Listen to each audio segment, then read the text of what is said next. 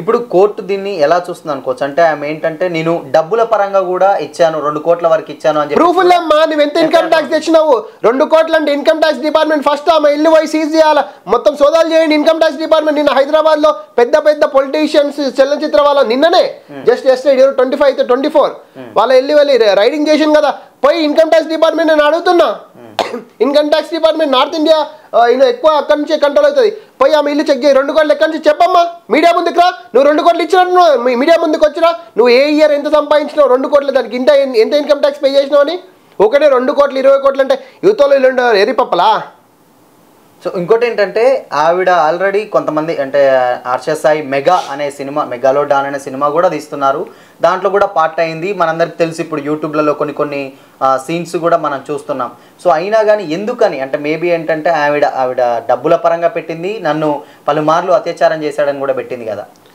అత్యాచారం చేసినామంటే it's okay అది నువ్వు యాక్చువల్గా మీరు కంప్లైంట్ 376 వర్షన్ ఏంటంటే పోలీస్ వాళ్ళ మిస్టేక్ కూడా కాదు అమ్మాయిలు ఇంటెన్షన్గా పెడతారా అన్ఇంటెన్షన్గా పెడతారా తర్వాత సంసారం అదంతా ఒక 5 డ్యూ ప్రాసెస్లో 4-5 జానీ మాస్టర్కి ఎట్లా పెడుతుందో 4-5 ఇయర్స్ ఈయన కూడా అట్లే పడుతుంది తెగాలంటే తీయాలంటే ఎవరికే కానీ మనం ఇంతకుముందు మనం సేమ్ జానీ మాస్టర్ కూడా డిస్కస్ చేసుకున్నాం యాంటిసిపేటరీ బెయిల్ ఉంటుంది 41 CRPC ఉంటుంది నిజంగా ఈయన దేని మిస్టేక్ లేదంటే he can go to concern high court and can bring anticipatory bail or 41 CRPC as per appropriate like 35 BNS కొత్త యాక్ట్ ప్రకారం కానీ ఎంతమందిని హీరోయిన్లు చెంచలుగులు పెట్టి తెల్లతోటి చర్మాలు ఏమని చేయాలనుకుంటే నాకు అర్థమైతలేదు యాక్చువల్గా టాలీవుడ్ ఇండస్ట్రీ కాలీవుడ్ ఇండస్ట్రీ మీకు అవకాశాలు ఇచ్చినందుకే మీరు చేస్తున్నారా మేము ఎప్పటి నుంచే చెప్తున్నాం తెలుగు శ్రీరెడ్డి కూడా చెప్తుంది తెలుగు చలనచిత్ర పరిశ్రమల్లో తెలుగు వాళ్ళు ఉంచాలి I support Allu Arjun also Allu Arjun కూడా వైష్ణవి చైతన్య విషయంలో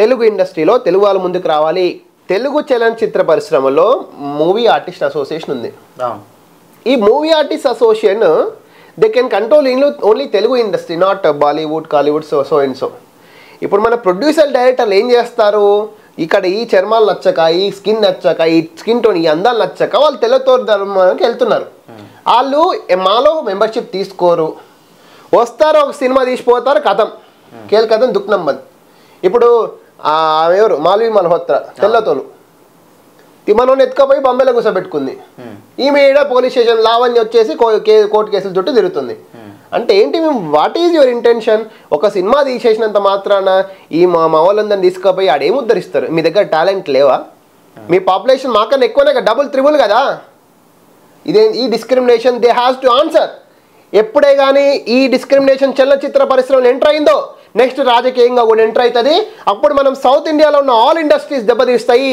నేను చెప్పేది రాసి పెట్టుకోండి it's not against the nation but మా హక్కులు మాకు ఈ విధంగా డిస్క్రిమినేషన్ అయ్యే దగ్గర మాకు ఆప్తే తప్ప మా అస్తిత్వం చలనచిత్ర రంగంలో కానీ రాజకీయంలో కానీ ఎకనామికల్గా కానీ నిలబడదు డెఫినెట్గా అంటే ఇప్పుడు ఇక్కడ ఏమైందంటే సార్ అంటే నార్మల్గా ఆవిడ ఏం చెప్తుందంటే నా మీద వ్యక్తిగతంగా అంటే ఇప్పుడు సౌత్ ఇండియన్ అయినా నార్త్ ఇండియన్ అయినా ఎవరైనా కానీ ఒక మహిళ అంటే ఒక మహిళని నా మీద రేప్ చేసి నాకు దాదాపు 2 కోట్ల వరకు లాస్ చేశాడని అవును నువ్వు 2 కోట్లు అన్నావు నువ్వు 2 కోట్లు ఏ ఏళ్ళ సంపాదించినవు ఎంత ఇన్కమ్ ట్యాక్స్ పే చేసినవు 10 లక్షలు సంపాదిస్తే 30% ఇన్కమ్ ట్యాక్స్ కట్టాలా నువ్వు కట్టినవా లేదా అఫీషియల్ ప్రూఫ్ తీసుకురా 2 కోట్లు అంటున్నావు కదా అవి పక్క ఆధారాలతోటి కూడా పెట్టిందని కూడా కొన్ని వార్తలు వస్తాయి తీసుకురా ఎఫ్ఐఆర్లు ఉంటాయి కదా ఏ ఇయర్ సంపాదించి 2 కోట్లు ఎట్లా సంపాదించినావు ఎత్తుకొచ్చినావా కష్టంగా సంపాదించుకున్నా తేవాలి కదా ముందలకి మీడియా ముందుకు తెచ్చి పెట్టు తప్పే ఉంది హీరో హీరో అన్నాడు ఇవన్నీ పెట్టడానికి ఏమైంది మీ నువ్వే అన్నావు కదా హీరో అని మొత్తం ఇప్పుడు హర్ష సాయి గారు ఆయన కూడా ఏంటంటే పోలీసులకు కానీ లేకపోతే ఎక్కడ కానీ సరెండర్ అయింది లేదు ఆయన ఒక ఆన్సర్ సరెండర్ ఎందుకు అవుతాడండి ఫేక్ కేసులలో సరెండర్ ఎందుకు అవుతారు పోయి 41 year యాంటిసిపేటర్ కోసం ట్రై చేస్తారు అది మనం చట్టం ఇచ్చిన హక్కు మనకు రాజ్యాంగం ఇచ్చిన హక్కు మనకు కాకపోతే ఒకవేళ జానీ మాస్టర్ని గోవాలో పట్టుకున్నట్టు ఈయన దొరికితే 4-5 బృందాలు పెడితే పట్టుకొచ్చే మళ్ళీ బెయిల్ వస్తుంది బెయిల్ వచ్చినాక 4-5 yearsలో తేలిపోతుంది నిజంగా మిస్టేక్ చేసిండో లేదో సో ఇప్పుడు ఆయన అట్లీస్ట్ అంటే కేసు పెట్టిన తర్వాత కూడా పోలీసులకు కాంటాక్ట్ కూడా కాలేదు ఇందులో కొద్ది వరకు నిజం ఉంటుంది అని కూడా కొన్ని వర్గాలు అయితే అంటున్నాయి మీరేమంటారు నిజం ఇప్పుడు ఒక అబ్బాయికి గర్ల్ ఫ్రెండ్స్ ఉండడం తప్పలేదు ఒక్కసారి కూడా పెళ్లి కాలే హర్షకి ఇంకా నాకు తెలిసి గర్ల్ ఫ్రెండ్స్ ఉండరా పెళ్ళైనకు ఒకటే భార్య పెళ్లి కానోనికి ఎంతమంది అన్న గర్ల్ ఫ్రెండ్స్ వాస్తవం లేదా సో అట్లా అన్నప్పుడు నేను ఏమంటున్నంటే ఇప్పుడు హర్ష సాయి ఉండొచ్చు నిజంగా ఒకవేళ ఆయనకు ఇప్పుడు ఎంగేజ్ని ఉప్పు కారం తినడానికి మొగతనం ఉండదా? ఆమె ఎంత ఒకవేళ ఆమె కోఆపరేట్ చేసిందా ఆయన నిజంగా రేప్ చేసినా తెలియాలి.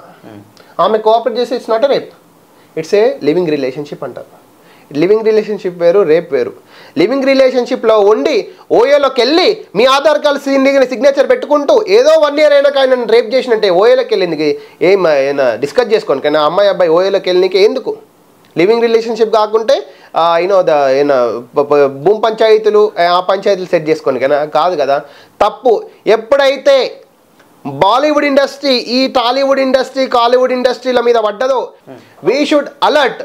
తమ్మిరెడ్డి భరద్వాజ్ గారు, ఝాన్సీ గారు, మీరు కూడా మొన్న మీ ప్రెస్ మీట్ పెట్టింది కదా, డెఫినెట్గా మీలాంటి పెద్దలు ముందుకు రావాలి. లేకపోతే టాలీవుడ్ ఇండస్ట్రీని ఆస్కార్ అవార్డ్స్ మళ్ళీ బాలీవుడ్ నేషనల్ అవార్డ్స్ నుంచి రిమూవ్ చేసే అవకాశం కూడా కనిపిస్తుంది. మనం ఇప్పుడే కానీ మేల్కొడకపోతే మనమే కొట్లాడుకొని మన అస్తిత్వాన్ని మనమే కాపాడుకునే విధంగా కాకుండా ఇంకా కుంగిపోయే విధంగా మనము ముందుకెళ్తున్నాము. Definitely we are respecting our nation, we respect our constitution, but we need our rights. మా అస్తిత్వం మాకు కావాలి. డెఫినెట్లీ అన్ని విధాల్లో ఇట్లా రేప్ కేసులు పెట్టుకుంటా, జైల్లో పెట్టుకుంటా, ఆ ఇండస్ట్రీని తొక్కదోల్చాలంటే ఇప్పుడు ఈయన మీద పెట్టిన రేపు పెద్ద పెద్ద హీరోల మీద పెడతారండి. అట్లా కాదు కదా. ఇప్పుడు ఆయన ఎన్టీఆర్ మీద మూవీ వస్తుంది, ఏంటి దేవరా. ఆమె నార్త్ ఇండియన్, ఈయన సౌత్ ఇండియన్. ఏంది ఇప్పుడు రేపు పెట్టడానికి గ్యారంటీ ఉంది? ఆయన డీసెంట్ కాబట్టి ఫేక్ కేసులు పెడితే ఆయనను కూడా తీసుకుపోయి జైల్లో కూర్చోబెడతారు. అది కాదు. డెఫినెట్గా నేనేమంటున్నంటే నార్త్ ఇండియా గర్ల్స్ని, నార్త్ ఇండియా హీరోయిన్స్ని బాలీవుడ్ హీరోయిన్స్ని మన టాలీవుడ్ కాలీవుడ్ వాళ్ళు రిక్రూట్ చేసుకోవద్దు. ప్రొడ్యూసర్లకు డైరెక్టర్లకు ఒకటే చెప్తున్నా, వాళ్ళని మన ఇండస్ట్రీలోకి తీసుకురాకండి. అంటే టాలెంట్ అనేది ఇప్పుడు మనం కూడా మన సినిమాలు కూడా బయటికి చాలా మంది వెళ్తున్నాయి. మీరు అన్నారు కదా టాలెంట్ అనేది. నార్త్ ఇండియా వాళ్ళు సౌత్ ఇండియాలో ఎంతమంది పనిచేస్తుండ్రు, సౌత్ ఇండియా హీరోయిన్ నార్త్ ఇండియాలో ఎంతమంది పనిచేస్తుండ్రు నాకు లెక్క తీసుకురా. ఎంతమంది రకుల్ ప్రీత్ సింగ్లు, ఇలియానాలు, ఆ మాలి మల్హోత్రాలు సౌత్ ఇండియాలో ఉన్నారు. మన వాళ్ళు అక్కడికి ఎంతమంది, రష్మికా మందాన ఒకరు ఇద్దరు, వాళ్ళు మన సింగిల్ డిజిట్, వాళ్ళ డబుల్ త్రిబుల్ డిజిట్. కాలీవుడ్ కానీ తమిళ్లో కానీ తెలుగు ఇండస్ట్రీలో తీసుకుపోయి సంపాదించుకొని కోట్ వేసుకోపోయిండు. మన పైసలే కదా, నీ పైసలు నా పైసలే కదా మూవీకి పెట్టే టికెట్లు.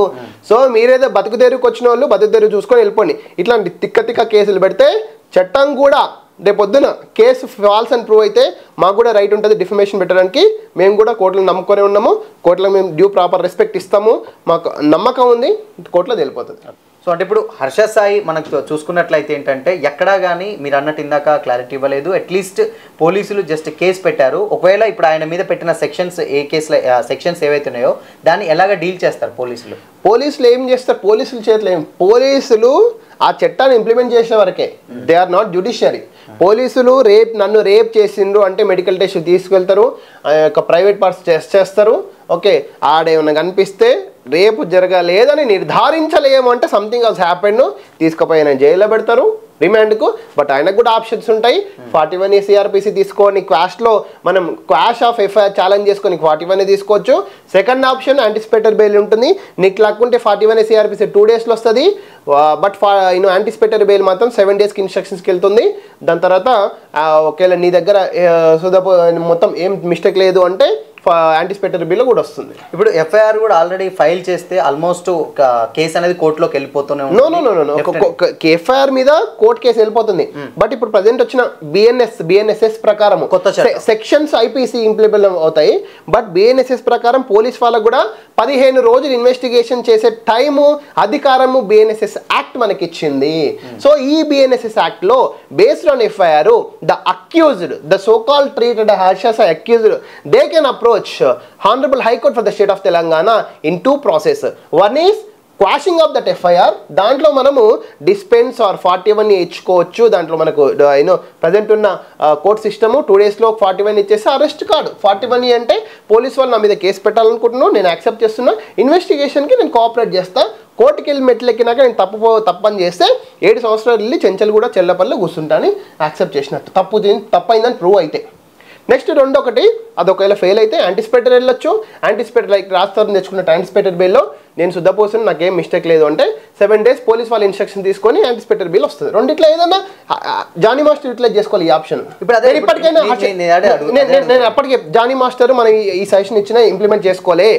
Harsha Sai has right okay, మీరు దయచేసి హర్ష సాయికి రిక్వెస్ట్ చేస్తున్నా, you go for honourable high court of Telangana by quashing of FIR, and second thing is anticipatory bail.